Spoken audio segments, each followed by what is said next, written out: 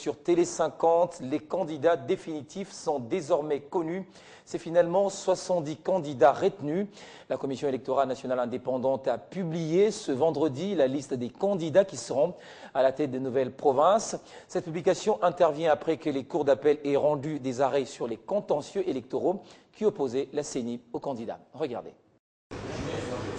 Au cours de cette rencontre des publications au siège de la CENI, Jean-Pierre Kalamba a précisé que des 41 recours déposés dans les cours d'appel, 10 requêtes ont été jugées recevables et fondées, 18 recevables mais non fondées, 10 irrécevables et 3 cas de désistement.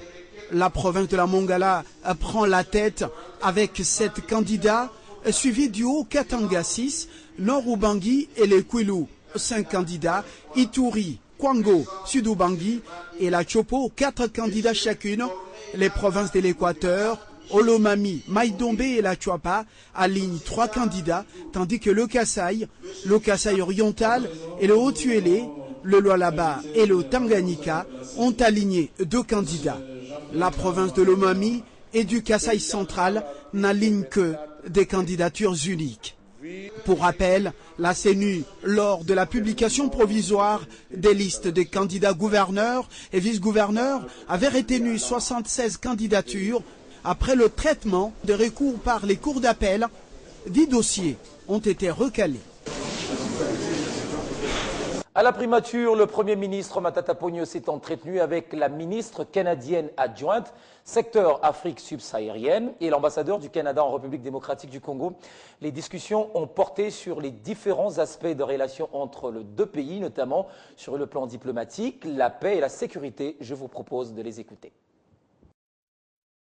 Nous avons discuté des différents aspects des relations de longue date qui existent entre la République démocratique du Congo et le Canada, que ce soit en matière de relations diplomatiques, de questions de paix et sécurité, des aspects économiques, les relations commerciales qui existent ici, de même que notre programme de coopération pour le développement, notamment le travail qu'on fait sur le plan de la santé, sur le plan des violences sexuelles faites aux femmes, la prévention, le traitement, et de même que notre appui du côté de la gouvernance, par exemple récemment notre appui que nous avons annoncé concernant le processus électoral, étant donné le rendez-vous important cette année en RDC. On avait déjà en fait entamé un programme de près de 10 millions de dollars pour l'appui à l'éducation civique qui est fait évidemment en étroite collaboration avec les messages de la CENI. Mais là, on vient d'annoncer un appui à la CENI afin de les aider à si vous voulez, accélérer le processus électoral afin de ne pas manquer le rendez-vous démocratique de la RDC. Et notre intention est de donc travailler de très près avec la CENI pour voir comment on peut effacer ou mitiger pour les défis qui restent à faire afin de justement assurer un processus électoral qui est transparent, qui est crédible et qui rencontre la loi, ses obligations dans le contexte constitutionnel de la RDC. Le premier président et le procureur général près la cour de Kinshasa-Gombe ont prêté serment ce vendredi. La cérémonie a eu lieu en présence du président de la cour constitutionnelle, représenté par le procureur général de la République et un parterre d'invités. Les deux personnalités qui ont déjà travaillé ensemble s'engagent à travailler pour l'équité de la justice. Dans le cadre de la modernisation du secteur minier en République démocratique du Congo, les centres d'évaluation, d'expertise et de certification de substances minérales précieuses et semi-précieuses vient de lancer ce vendredi un atelier de formation à l'intention de ses agents et cadres autour des nouvelles machines modernes acquises récemment. L'objectif est de mettre à niveau ces experts sur les nouvelles méthodes des certifications de produits miniers en RDC. Les produits miniers à l'exportation soient évalués de façon correcte. C'est le directeur général du Centre d'évaluation, d'expertise et de certification de substances minérales précieuses et semi-précieuses qui a donné le go de ses assises sur le nouveau matériel acquis par cette entreprise publique. Il s'agit de spectromètres au rayon X à énergie dispersive, communément appelé EDX 6000B. Ces matériels vont nous permettre de faire notre travail, qui consiste notamment à analyser les métaux précieux et semi-précieux. L'initiative vise à renforcer les capacités professionnelles des agents et cadres du CEC afin de leur permettre de mieux faire l'évaluation des matières premières en RDC. Ces échanges des 4 jours vont permettre aussi aux experts de cette institution d'être encore plus performants. Le CEC entend accomplir ses missions lui confiées par l'État congolais et doubler d'efforts pour rester la référence en matière de certification des minerais au pays en Afrique centrale. Comme c'est du nouveau matériel, nous avons organisé cette formation avec les experts de fabricants pour permettre à nos agents d'avoir les niveaux requis afin d'utiliser ces matériels comme il se faut.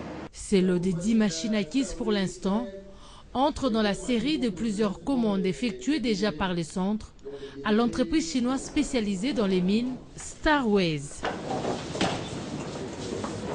En mission de service dans l'ex-province du Katanga, le vice-ministre des Transports, le professeur Simplice Ilunga Monga, a échangé avec quelques jeunes de cette contrée sur le dialogue national inclusif.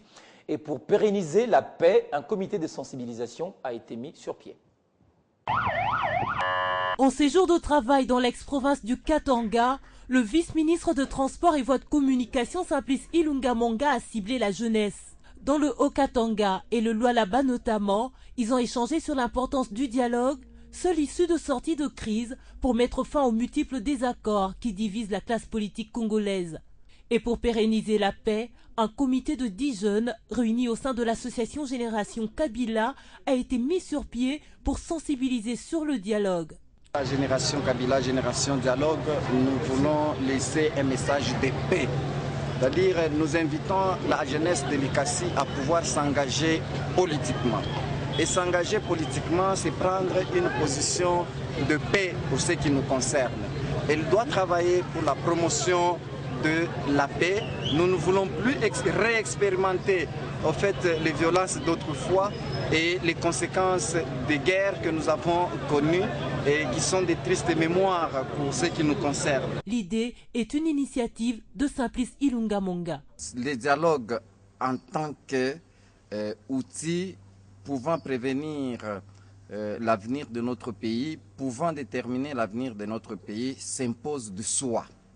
On ne saurait dire « je suis contre » ou « je suis pour ». Les circonstances que nous traversons actuellement imposent le dialogue. En associant la jeunesse à l'organisation du dialogue, le professeur Simplice Ilunga Monga a fait un choix, celui de participer activement à la consolidation de la paix au pays. Il vient de fouler le sol de l'ex-Katanga. Le secrétaire général du PPRD est arrivé à Lubumbashi ce vendredi dans la mi-journée. Henri Movasakani a fait déplacer plutôt un grand nombre de militants qui lui ont réservé un accueil digne de son rang. Une mobilisation faite par le député provincial Pandé Kapopo, secrétaire exécutif fédéral du PPRD. Et au cours de son adresse, Henri Mova a présenté le candidat de la majorité à l'élection du gouverneur. C'était aux environs de 12 heures locale que l'Airbus Patrice Emery Lumumba de Congo Airways s'est posé à l'aéroport international de la Luano. À son bord, Henri Movasakani, secrétaire général du Parti du Peuple pour la Reconstruction et la Démocratie, accompagné de quelques hauts cadres du parti, Henri Mova, par le député national Jean-Claude Kazembe, candidat gouverneur de la majorité présidentielle pour la province du Haut-Katanga, le député provincial Pandé Kapopo, secrétaire exécutif fédéral intérimaire du PPRD Haut-Katanga, de Betty Makonga, présidente de la Ligue provinciale des femmes et d'autres cadres locaux du parti. Puis, le secrétaire général du parti présidentiel s'est offert un bain de foule. Par la suite, le cortège d'Henri Movasakani s'est dirigé au siège provincial de la formation politique où un monde fou l'attendait. Introduit par le secrétaire exécutif fédéral intérimaire, il a commencé son adresse par présenter à la foule Jean-Claude Kazembe, candidat gouverneur de l'AMP pour le Haut-Katanga. Le patron du PPRD s'est aussi prononcé sur la situation actuelle de son parti avec avec l'affaire du dépôt des candidatures au poste de gouverneur et vice-gouverneur qui ne cesse de défrayer la chronique.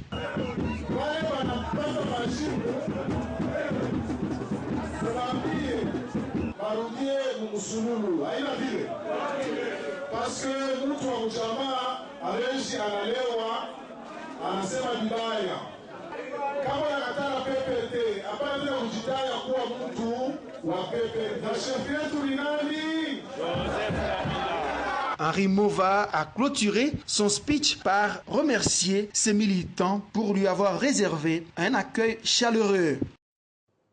Le parti présidentiel se porte également bien au Sud Kivu. D'ailleurs, le PPRD vient d'enregistrer de nouvelles adhésions à Baraka. La cérémonie a été présidée par le gouverneur du Sud Kivu, Marcelin Sichambo, président interfédéral du PPRD dans cette partie du pays. Ce dernier, au nom de Louise Munga, secrétaire exécutif national du parti, les a appelés à la loyauté.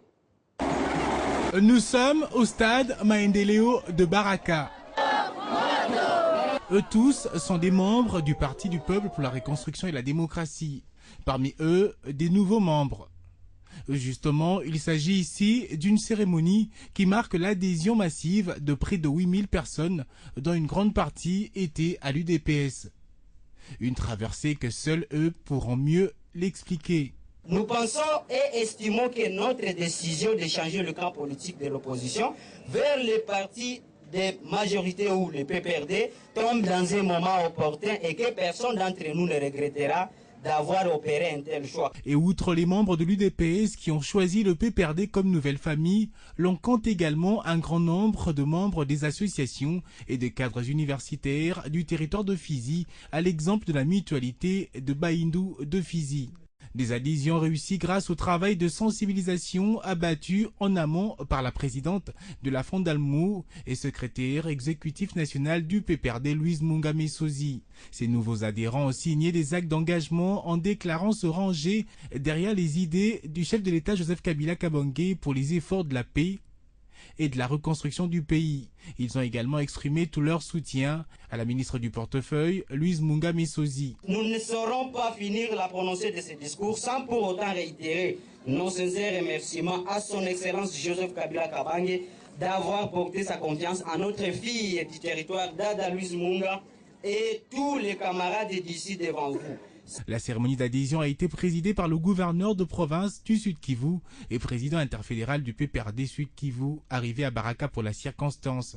Marcelin Sichambo a pris acte de leur adhésion et a remis symboliquement une carte et les symboles du parti aux nouveaux membres.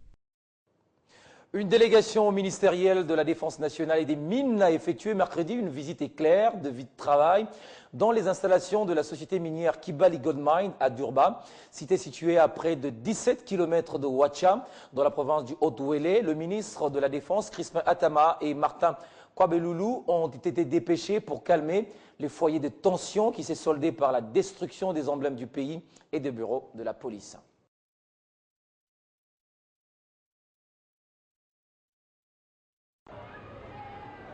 Selon le comité de sécurité locale de Ouatsa, tout a commencé par le lancement des tracts et du communiqué à la radio communautaire Djambo sous la signature de la Ligue des jeunes uniques pour le développement de Ouatcha. Celle-ci appelait illégalement la population à une journée ville morte en date du 7 mars en cours. À attendre l'administrateur du territoire de Ouatsa, le bilan est lourd des conséquences à rapport avec la perte en vies humaines et matérielles. Situation que le ministre de la Défense nationale, ancien combattant et réinsertion Crispin Atamatabé, aussitôt a déploré devant la presse à son arrivée à Durba. Nous devons mettre fin à cette habitude de vouloir détruire toute notre infrastructure. Lorsqu'il y a des revendications, il faut éviter de verser le sang de nos propres compatriotes. J'ai éprouvé beaucoup de regrets qu'il y ait de morts d'hommes. C'est extrêmement grave. Je pense qu'il faut que les gens apprennent à respecter la vie des autres. Les services de sécurité, la police, la justice devront faire le travail. Il y a de voies légales pour faire des revendications. Je sais que ceux qui se débrouillent dans les carrés miniers gauche à droite ont le droit à la vie, mais ils doivent respecter la réglementation en la matière.